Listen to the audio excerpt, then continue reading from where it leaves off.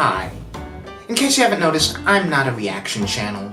I don't typically talk about trailers. Heck, the last time I made any kind of video about a piece of MCU marketing was around 3 years ago. But Ant-Man and the Wasp: Quantumania is a project that I've not really been very excited for until yesterday.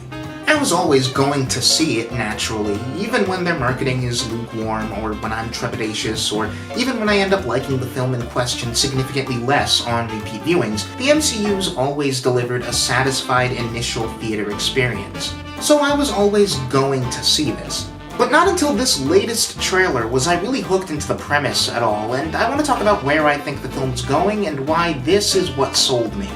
We knew, thanks to some previous marketing, that this film would involve Ant-Man Scott Lang making a deal with the villain Kang the Conqueror.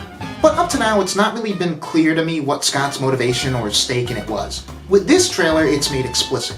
Kang is offering Scott a wibbly-wobbly, timey-wimey ticket back to his daughter's childhood. A childhood that Scott was almost completely absent for between a stint in prison, house arrest, and the quantum realm. By upgrading from business tycoons and desperate criminals to an uber-powerful leader of cosmic armies, Quantumania threatens to lose some of the charm of the Ant-Man franchise by making the stakes much bigger. But this trailer sells me on the idea that the stakes will also be much more personal than they were in Scott's last solo adventure. It's funny, you hear people say things like Doctor Strange got done dirty in his sequel, but you never see anyone complain about how Scott Lang goes through Ant-Man and the Wasp without any real meaningful growth or character struggle. Both Ant-Man movies dabble with the idea that Scott takes reckless actions that ultimately lead him away from the one thing he wants, which is time with his daughter. There's an undercurrent in both movies where circumstances force Scott to choose between being a father who's there to spend time with Cassie, and a father who can be a role model for her by making the heroic choice. It's a very compelling, very natural place to take the idea of a superhero parent, and it feels like potential that's only been skirted around and which Quantumania will hopefully mine for all it's worth. It's two ideals of fatherhood that should be complementary, but in Scott's case often contradict. Making the moral choice for Scott often means breaking the law, and with how much Cassie's admired her dad, I won't be shocked if shots like this suggest she's following her old man's example and got thrown in the clink for something that was ultimately altruistic.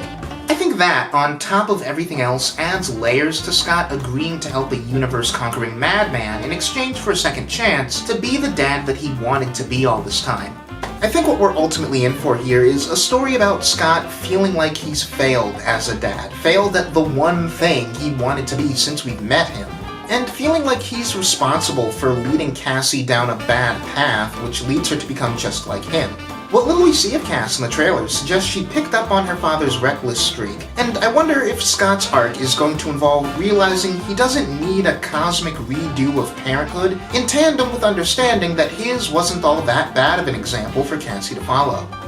All of this would, suit the MCU's nature as daddy issues the franchise, and would retroactively strengthen the previous films by lending all of Scott's choices some added emotional weight. Apologies for repeating myself if you saw the Twitter post that inspired this video, but I'm not expecting Quantumania to be a masterpiece or top-tier MCU or anything, but centering the whole conflict around Scott wanting this time with Cassie back is one of those great character-centric lemonade out of lemons choices that the MCU makes consistently and which I never see it get enough credit for.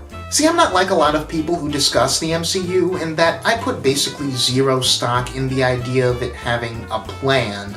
There's no part of me that thinks it was planned for Scott's character trajectory to go down this path, even as recently as the writing of Avengers Endgame. Much more than having a plan, I think the MCU's strength has been in writers and directors who are willing to yes-and each other's choices, picking up on unrealized potential through story decisions that seem like no-brainers in retrospect. Your main character's story gets interrupted by a different writing-directing team who decide to age his daughter up by 5 years and leaving you with no wiggle room? Other franchises might cave to the impulse to pivot or even retcon that choice, but instead, the MCU usually chooses to mine those corners that it gets painted in for all of the drama that it can. There are, of course, exceptions, and I tend to find that those are the story choices I like less, but the MCU's better about it than almost any other franchise I can think of. And I feel like that'll prove true even if the speculation in this video proves entirely wrong in a month's time. Nothing I can really do about this video being horribly dated, though. See, this is why I don't talk about trailers. But hey, hopefully you got something out of it. If you did, like and subscribe for more to come. Let me know what you thought about this trailer and this video in the comments, and I'll see you in the future.